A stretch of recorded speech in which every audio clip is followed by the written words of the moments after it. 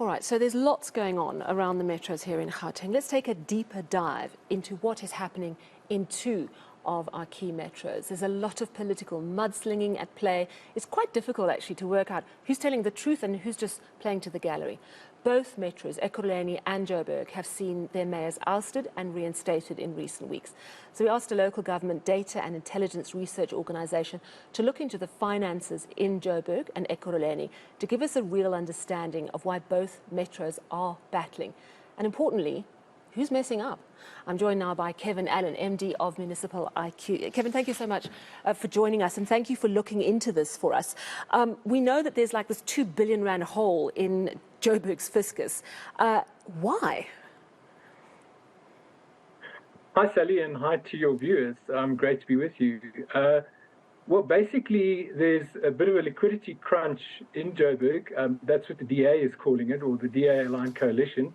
The ANC-aligned coalition is calling it a full-on financial crisis, and the mayor of the ANC-aligned coalition, or the mayor until a short time ago, until the DA-aligned coalition's mayor was reinstated, he is saying that it's the kind of crisis that is going to grind the city to a halt, and the city's not going to be able to pay salaries by January. Now, all that DA, ANC-aligned coalition stuff may confuse people. It's confusing everyone, and quite frankly, it's making Joburg look a bit ridiculous, and the same is going on in Ekurhuleni.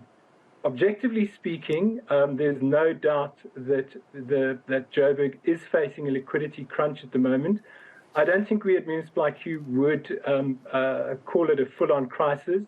The DA-aligned coalition has secured a loan from the DBSA for 2 billion rand, which will resolve the crisis in the short term.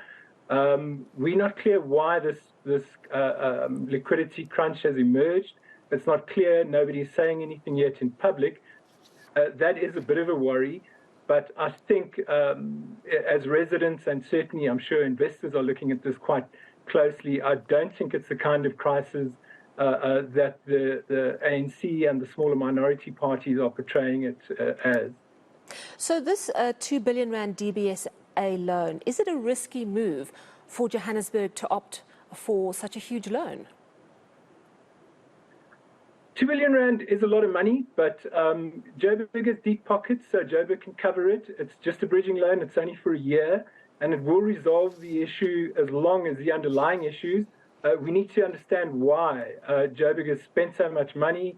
It seems to be blowing through a lot of money. It's only the middle of the financial cycle. We need to understand why that is, why spending is so much higher than revenue. We don't really know yet, but as long as that issue is resolved, it should be okay. Joburg can cover the loan, there's no doubt about that, and it will resolve the liquidity issue in the short term. So that's all fine. Another issue that you should, and viewers should be aware of, is that currently the Speaker is stalling the motion to actually secure this loan. It's a motion that has to go before council, but the Speaker also has bigger fish to fry, because tomorrow we're going to have another vote of no confidence, which may well see us getting rid of the DA-led coalition again. So, I mean, that's my next question, really, is how much of what we're seeing? Because if you're telling me that Colleen Makubele is actually not prioritising discussing that loan, that means she's trying to make sure that there is a financial problem that endures potentially. So how much of the problems that we're facing, if it's even possible to say, are due to political fighting? How much is inherited poor services and management? And how much can we actually blame on Mayor Mpho Phalatse? Well, that's a great question. I don't think any political party in Joburg has covered itself in glory over the last year, or since the last election, which is when this coalition politics debacle started. The DA-led coalition and the current mayor should have really foreseen this liquidity crisis, or liquidity challenge, let's call it. They didn't. I think a lot of that is down to the fact that people are looking, watching their back, trying to work out where the next ambush is coming from, and that's surely can account for a lot of the blame for this. but certainly the DA, I think, should have really had its hand on the wheel here and really foreseen this coming up. The ANC and the minority parties, which were part of the DA-aligned coalition and are now part of the ANC-aligned coalition, I would really ask whether they have Joburg's residents at, most at heart. Certainly the minority parties, of which our speaker is a leading member, they just seem to be furthering their own personal political interests. The speaker, she may or may not still be a member of COPE. COPE has said one faction has said that she's been chucked out. The other faction says no, she's still in there representing COPE. It's difficult to know, but certainly I don't think she's acting in the best interests of residents. I think she's acting in her own best interests. Talk to me about Ekurhuleni, because we've also heard they've got a big financial black hole, apart from all the rubbish piling up on the streets. I'm not sure if the two are linked in any way. But what's at the heart of their troubles? Well, it's exactly the same thing, to be honest, Sally. I think the issue ultimately in both Joburg and Ekurhuleni is that there's no longer an adequate separation between the work of the administration and the politics in the council chamber. Up until now, observing coalitions, we'd like to have thought that coalitions can do their job, and if there's a bit of political shenanigans or carrying on in the council chamber, well, that's all very well, but the work of the administration carries on regardless.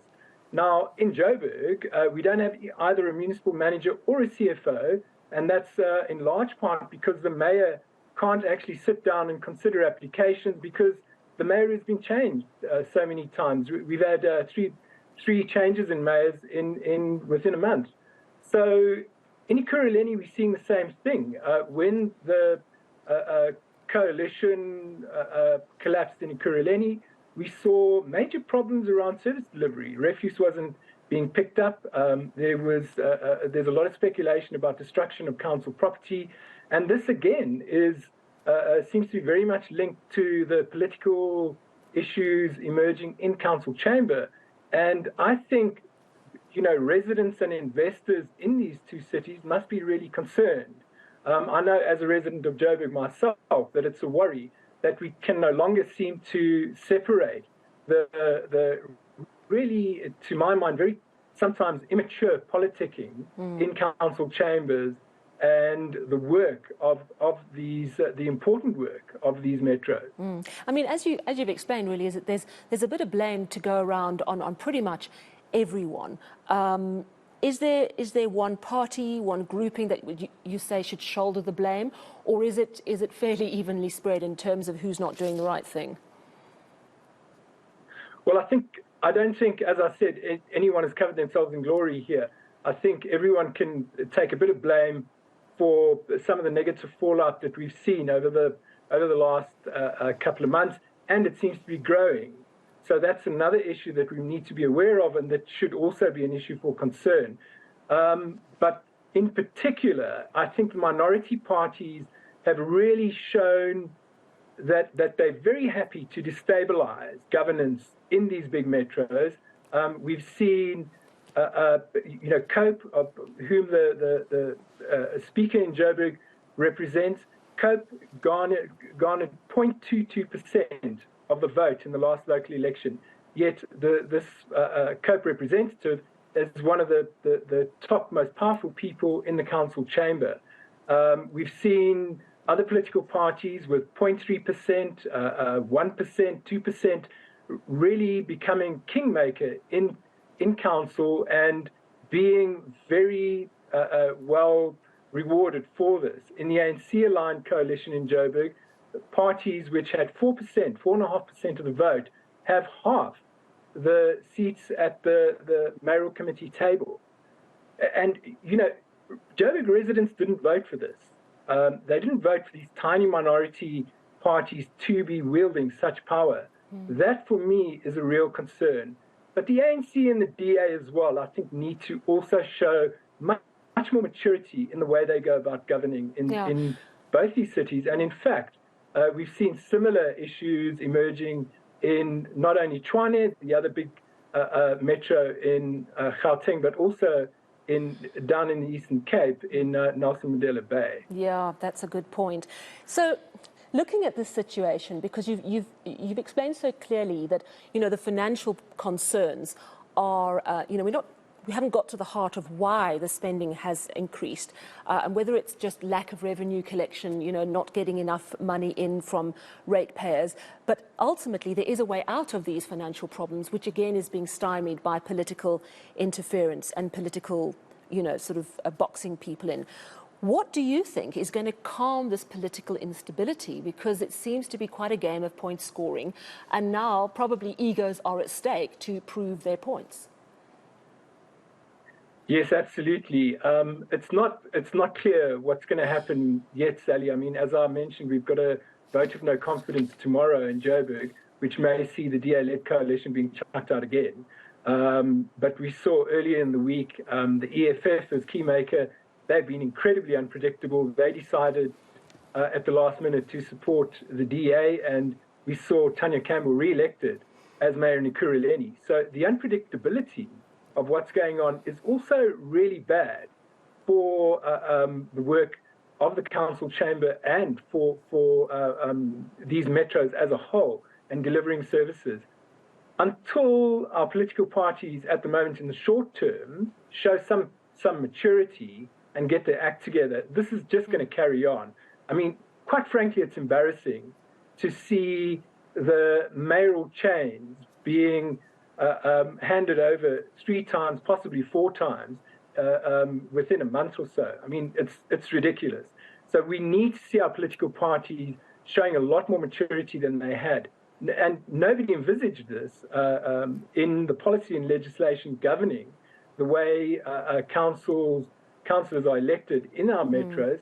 And in the medium and long term, this has precipitated a crisis around the regulation of how coalitions are put in place and how we can stabilize them. Yeah. And that is the issue which we are also going to need to address now, because this has gone so badly.